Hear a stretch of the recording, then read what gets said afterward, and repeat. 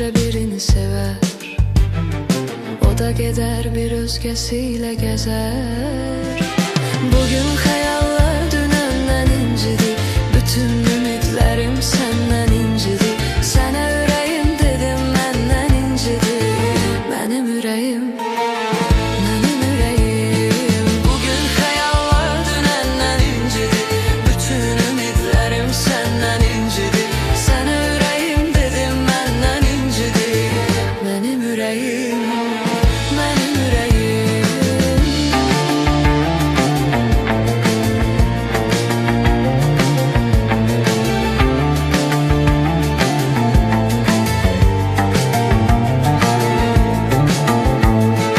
Hayat beni yaman çekir dara.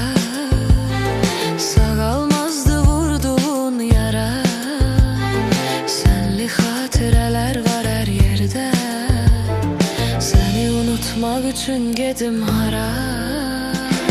Bugün hayaller dünenden incidi. Bütün ümitlerim senden incidi. Sana yüreğim dedim benden incidi. Benim yüreğim, benim yüreğim. Bugün hayaller dünenden incidi. Bütün ümitlerim senden incidi. Sana yüreğim dedim benden incidi. Benim yüreğim, benim yüreğim.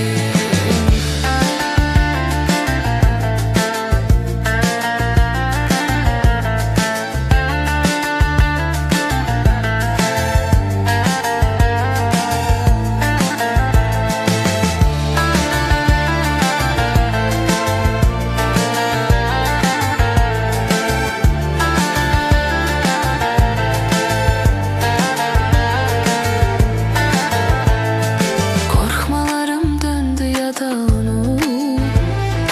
Ötenleri salma ya da unut. Başka çıkış yolun mu var artık? Unutmak çetin olsa da